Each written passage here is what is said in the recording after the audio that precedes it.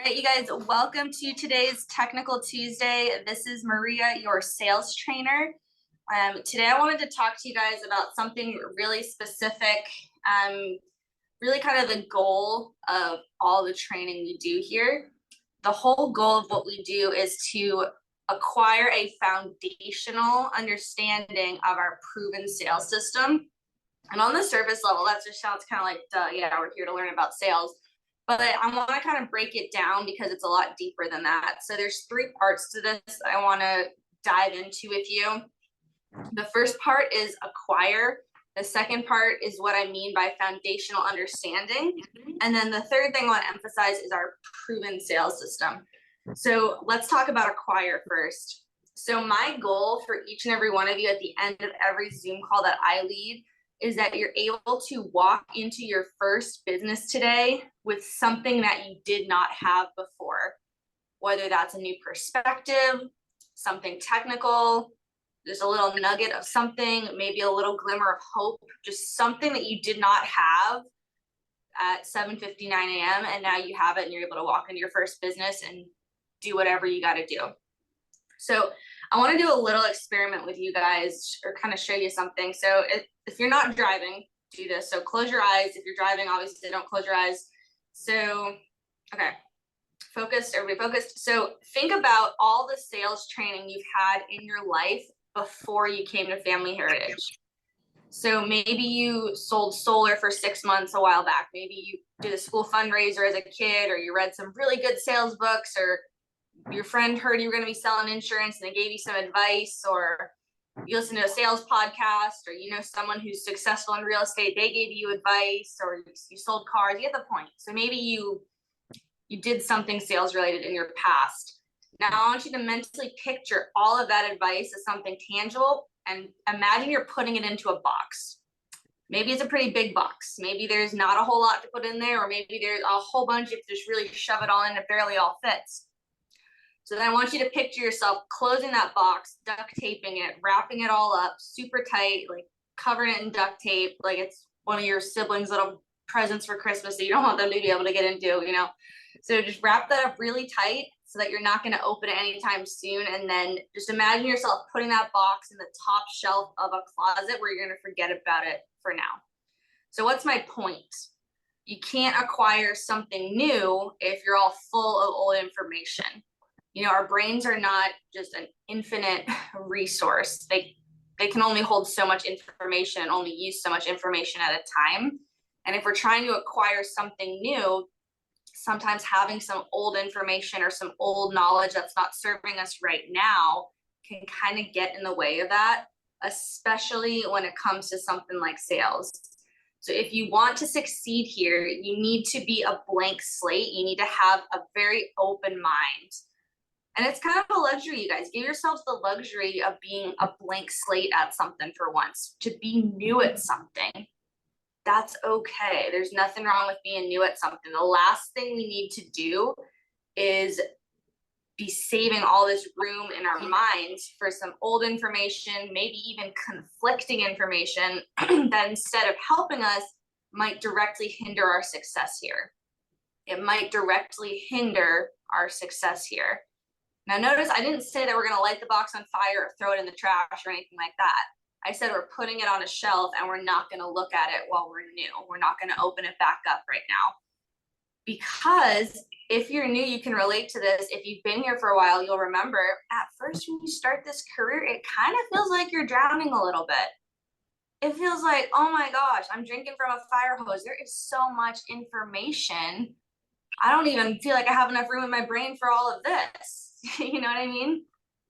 So it's a learning curve, and that's totally fine. But there is a chance that down the road, once you've kind of gotten your feet under you, so to speak, you're not drowning anymore, then you can maybe take some stuff out of that box and start to use that knowledge.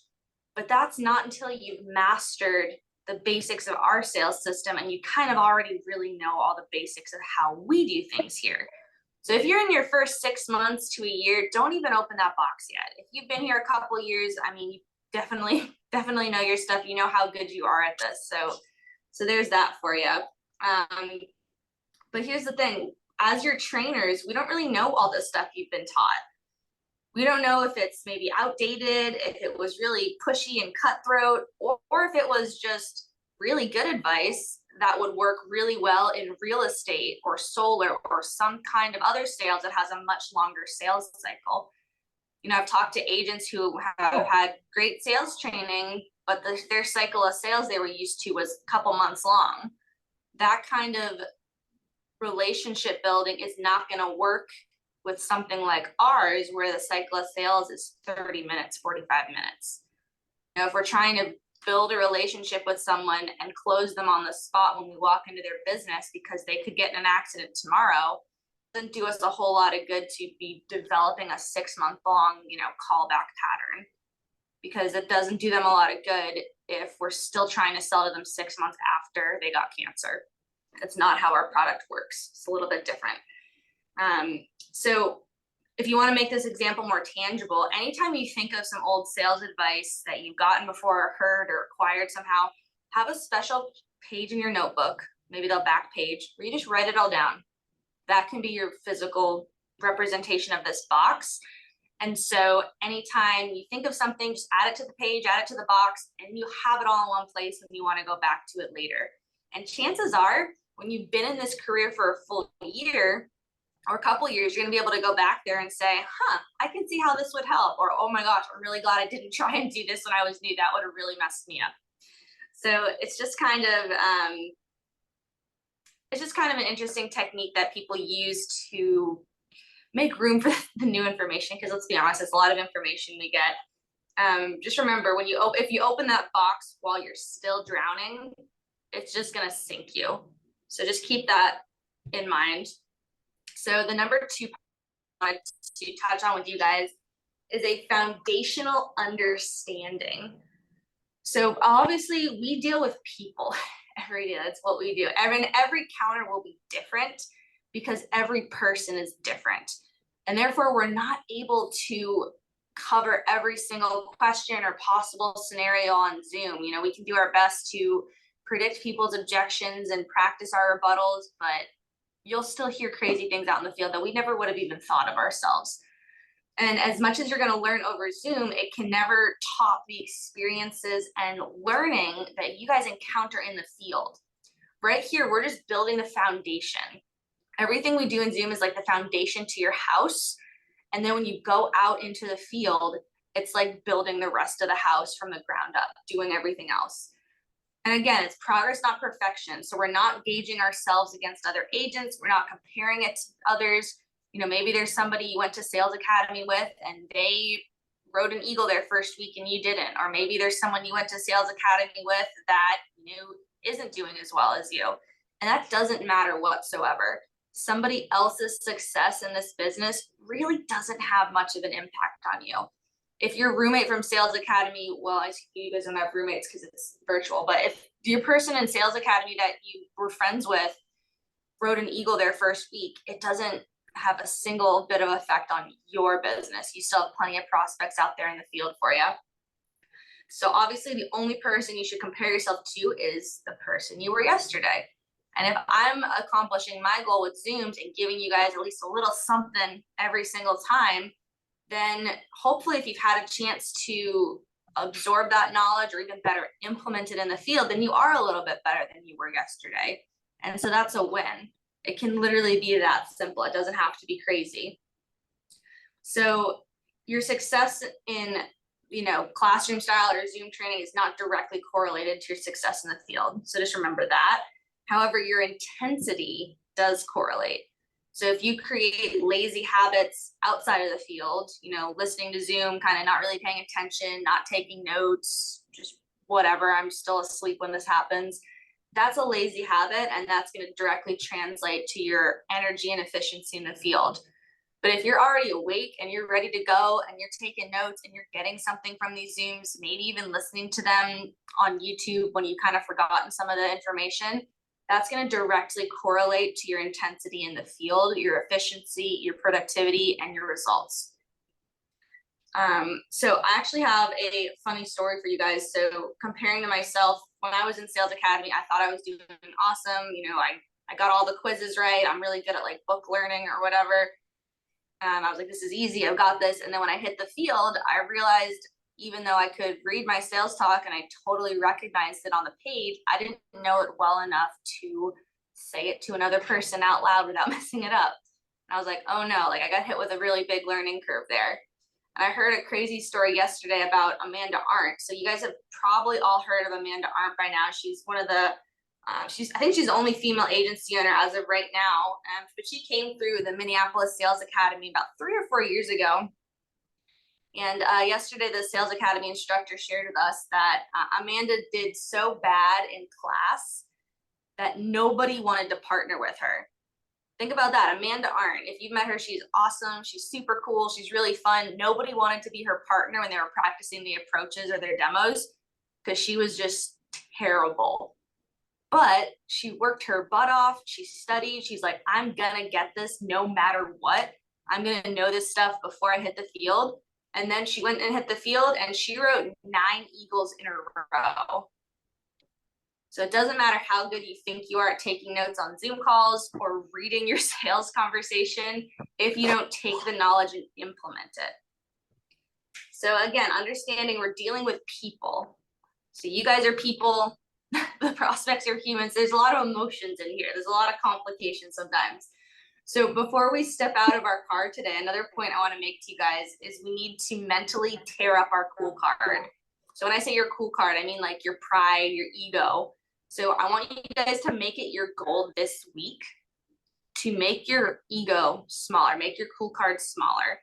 So pride and ego aren't going to get you guys anywhere doing what we do. Maybe in other industries, that's great. I don't know. But in this industry, we need to be extremely humble with the way we do things and with the product we offer. We need to be authentic. We need to be vulnerable.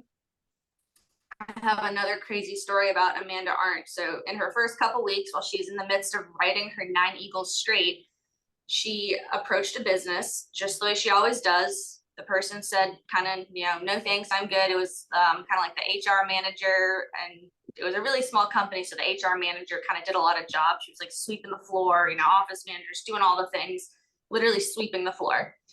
And Amanda said, hey, no problem, blah, blah, second approach. Lady said, no, I'm literally just not interested, whatever. Amanda gave her the third approach because they do really good training in the sales academy to not just give up after one approach. So she did her third approach, and the lady literally started yelling at her and chased her out of the business with the broom, like sweeping her out the door. Now imagine that. Imagine how you would feel and what you would do in that situation. I know a whole lot of people, myself included, who would let something much less dramatic than that ruin their entire day, cause them to go sit in the car and cry, go home early, whine and mope and complain and dwell on it, and literally get nothing done the rest of the day, maybe not even the rest of the week. I know I've fallen for that before. So if you've done that, you're not alone. But that's your pride and your ego. That's your cool card, so to speak, talking. Your pride and your ego is like, oh no, look at me. What did I do wrong? What happened? Why do they hate me? Blah, blah, blah, me. Your pride is wounded. Your ego is wounded. And it's really easy to take that and carry that into your next demo, into your next approach. But what did we talk about a week or 2 ago? We talked about selling is like a deck of cards. That was a number card. That was like just someone who was never going to buy no matter what. They were just not a prospect. And that's okay. We need to realize that sometimes. But thinking about the way that can affect our attitude if we're not careful, our pride is wounded. It's like we have a big old knife in our heart. We're all sad about it. Imagine if you literally walk into a business with a knife through your heart, how you would act, how you would feel, kind of what vibe you'd project. Probably no one would really want to hear about cancer and heart attacks and accidents if you're walking around with that kind of a vibe. So we can't let our pride drag us down like that. And if that does happen to you, if someone literally screams at you and chases you out of their business, it's okay, take a deep breath, regroup, that would shake up probably anybody. So what Amanda actually did in that situation, because she understood this concept of the number cards and the, just some people aren't a prospect, right? But what she did is she was like, wow, that lady's having a really bad day. That was a really, sour, grumpy person. I think she needs some sugar. She needs some sweetness in her life. So Amanda went to a nearby coffee shop. She said, hey, barista, what's the sweetest drink you can make? I'll take one of those. And she went back and she gave this lady a really sweet coffee. Just think about the humility that takes. Being able to walk back into a business that just violently and aggressively kicked you out and just kind of coming back with a peace offering. She said something like, hey, I'm sorry. I don't like to get off on the wrong foot with people. Like, sorry, hey, I'm Amanda, just kind of restarting like with a peace offering. Because yeah, that lady was just having a crummy day. She probably wasn't even a prospect. That lady does not have the right to ruin your day or your career. Okay. There are too many people out there that need what we do to allow ourselves to be, cast aside like that because of one person who doesn't really matter in the grand scheme of what we're trying to protect. Okay. So I thought that was kind of an interesting anecdote, considering last week we talked about, the deck of cards analogy. So that's a number card. If you ever run into those, try not to let it bother you. And then the third thing I wanted to emphasize to you guys about this sentence is the proven sales system. So this isn't just a catchphrase, guys. It's not just like, oh yeah, our sales system is proven. It literally is proven. If you look at the top of the top performers in this company, I talked to somebody yesterday. They are on Dylan Buck's team, and somebody that they worked with said they got a chance to shadow Dylan Buck. They were like super excited. He was besides Van, he was like the next first year record of sales. He became an agency owner even faster than Amanda Arnott. She had broken that record previously. So he's really good at selling. And this guy went and shadowed him. And then the sales trainer was like, hey, how'd it go? What'd you learn? The guy, guess what the guy said who shadowed Dylan Buck? He said, that was a waste of my time. Why did he say that? He's like, I didn't learn anything new. He used the same sales talk that I use. He used the rebuttals. He's really good at connecting with people. Like, I already knew all that stuff. That was a waste of my time, which is just kind of funny that he thought that was a waste of his time. But it also goes to show, and I've had people say this to me too, they're like, oh, I didn't really learn anything from shadowing you. It's because, yeah, I don't do anything that you don't do. All of us are taught the same system. It's just a matter of how well are you able to implement the system. There's nothing that we teach you guys that cannot be duplicated. If we can't duplicate it, we're not going to teach it to you. We've had agents succeed in this industry of every age, every demographic, every part of the country. The system consistently works. And that's because the people who organize how we do things, they're not gambling with your career. You guys are not some big experiment where we're just figuring it out as we go. We know what we're talking about. This works. And if it didn't work, we wouldn't teach you guys how to do it. Your career is way too important to waste time on training that doesn't have a purpose. Everything we teach you here is for a reason and a purpose. It sometimes might be up to you to do something about that training. We can't force you to implement anything. It's all kind of, here it is, take it or leave it. So what are we talking about here? We're talking about acquiring a foundational understanding of our proven sales system. There's 3 things that you guys can do to kind of prove that you have acquired this foundational understanding of our proven sales system. So the first thing you guys can do is have your core 4 memorized. Word for word, for word for word, for word for word. You get the point, right? Not just kind of know it like I did when I came out of sales. Like, I actually know it really well. Does anyone know what the core 4 is? Have you guys heard that expression before? I'm gonna wait for someone to answer.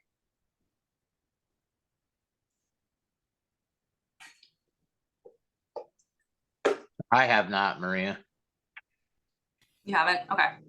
So you might have been told when you were memorizing your sales conversation that there's some parts you have to memorize word for word, and there's some parts that are going to be written down on the iPad. So the core 4 is pretty much the 4 most important parts of the sales presentation that are not written down on the iPad. So that's your approach, your buying atmosphere, your transition to close, and your rebuttals. Arguably the most important parts of the demo, but unlike the benefits or the stats, it's not written down. So if you forget your rebuttals or you forget your approach, it's like you forget it. Like there's no cheat sheet. You can't just look down at the tablet. So yeah, so that's your core 4. That's what that is. So obviously this should already be done for all of you guys who are on the Zoom call for the most part. I think most of you have gone to Sales Academy already. If you don't know this, like the happy birthday song, like you want to get that memorized immediately, like by the end of the week, because there's so much other stuff we're trying to teach you that this is kind of step 1. This is like if you're a little baby learning how to just walk, that's this. And now we're teaching you how to play ball. You don't have to know what you're trying to learn how to play football. You should have already done that. So it's not optional, must not be skipped. And if you're in the other side and you've been here for a while already, and you know your sales talk has kind of got off into left field, I don't need to tell you what to do because you already know what my advice would be there. So the reason this needs to be word for word, it's not because we don't think you can get the point across with close enough language. I'm sure you can get the point across with using similar enough language. But the core 4 is the way it is for a very specific reason. So saying, one example, hey, I only get a few minutes. That's a different message than I only have a few minutes. Do you have a few minutes? Very close, similar concept, but I only get a few minutes. That conveys a very different message. So that's just one example, but obviously, the sales talk is the way it is for a reason. Otherwise, we wouldn't have you memorize it. We would just say, yeah, go tell people about what we do. So a question for you guys right now, you don't have to answer this, but could you write down all 3 approaches right now, word for word, without looking? Don't have to answer that, but just think it to yourself. And if you can, that means you're in the memorizing phase. And we've talked about this before, the 3 stages to memorization of the sales talk. So there's memorize, internalize, and personalize. So probably most of you have hopefully gotten the memorization done so far now. Step 2, internalize, is maybe you can say it perfectly to yourself in the mirror, but when you are out there with a prospect, sometimes you get a little bit off track. And that's okay. Nothing wrong with that. That's going to take you at least 100, 200 demos to even get to the personalized part usually. So that's totally fine. You guys, many of you might still be in that stage. So there's internalize, there's memorize, there's internalize, and there's personalize. And when I say personalize, I don't mean changing the sales talk to fit you. I mean tailoring the sales talk to fit the prospect. So that's a big misunderstanding. A lot of people hear personalized, they're like, sweet, so I can just go say whatever I want. I can go make it sound like me. It's like, no, you don't need to make it sound like you. Because when Dylan Buck does it, it's the same exact words. Yeah, it's his tone of voice, but he's not making up his own words at all. And if it's good enough for Dylan, who sold over 500,000 his first year, it should be good enough for most of us. So when I say personalize, it's personalized to the prospect. So if they're a business owner, it's going to be a slightly different set of verbiage than if we're talking to a young employee or a retiree. So that's what I mean by personalize. So memorize, internalize, personalize. And please don't let your pride and ego, going back to that cool card, don't let your pride and ego tell you that you know better than the people who wrote the sales conversation. Our sales conversation's been around for a long time. It has hardly changed throughout all the years that Family Heritage has been in business. And that would be laughably arrogant if any of us truly thought that we knew better than those people. I promise you that none of us, myself included, have performed at a higher level than the people who came up with the sales talk. They know what they're doing, and it is just up to us, if this is the career we want to do, to learn from them and implement what we do here. So that's why it's so important to have that memorized. And then the second thing you guys can do to, get a foundational understanding of our sales system, like we're talking about, is just understanding why the 2 out of 3 days are so much. It's really that simple. So part A is knowing what to say, and part 2 is getting in front of enough new people to do it. It doesn't have to be complicated. It's getting full presentations and getting in front of new people. Whoever of you guys whoever does the most full presentations this week has the best chance of protecting the most families. It's not complicated. It doesn't need to be any more complicated or crazy than that. Usually whoever sees the most people, and when I say sees the most people, I mean does the most presentations, will protect the most families. That's why we talk about, on Monday morning meeting, we talk about demos, because there's usually a pretty decent correlation between most demos and most families protected. Remember, talking about that deck of cards analogy, we simply don't have time to cry over people who did not buy or who were not a prospect. Like that story I just shared about Amanda. Imagine she had just cried in her car for the rest of the day about that lady with the broom. She probably would not have written one of her 9 Eagles in a row that week. She might not even have become an agency owner. She might have quit. You know, I've met a lot of people who would let something like that stop them. Instead of just, you know, who can I go see next? Let's go find that next ace. So, that sometimes, okay, somebody mute. Dan, can you mute them? Thank you. So yeah, sometimes that's easier said than done. You guys, obviously, I've been there, but just kind of understanding, you know, that's why 2 out of 3 is so important. And then finally, the last thing we can do is just having conviction in our system and believing that we do these things for a reason.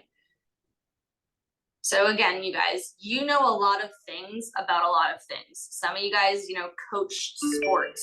Some of you guys have been in the military. A lot of you have kids. And you all know more than I know about all of those things. But I, as your sales trainer, I know a lot more than most of you about our business and our system. And the people who created a lot of this training and our sales conversation, they know exponentially more than I do. So, you know,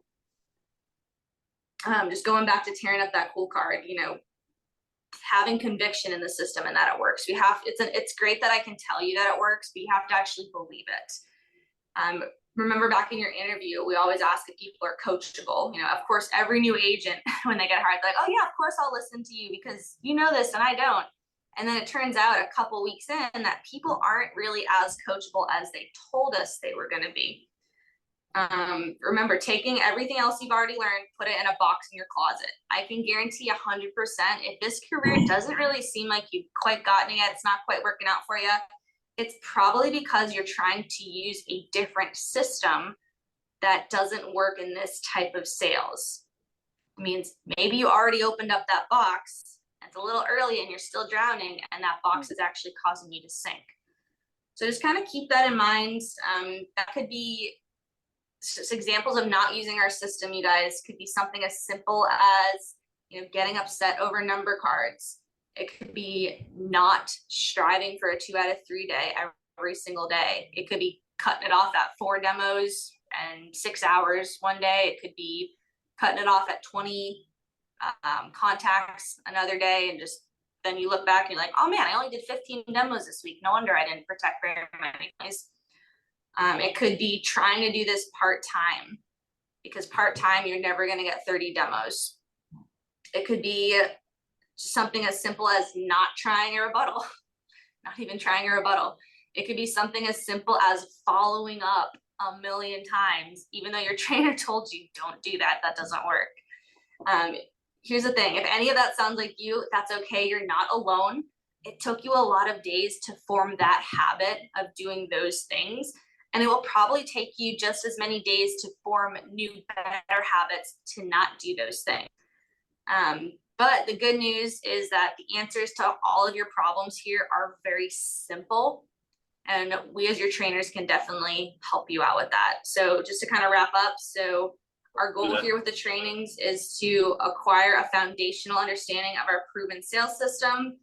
And the 3 ways that you can show you do have that understanding of our proven sales system is to memorize your most important parts of your demo word for word, to understand a 2 out of 3 day and why it's important, and then to have conviction in our system and believe that it, you know, actually works and we're doing it for a reason. So that's what I have for you guys today. Does anyone have any questions at all about any of that?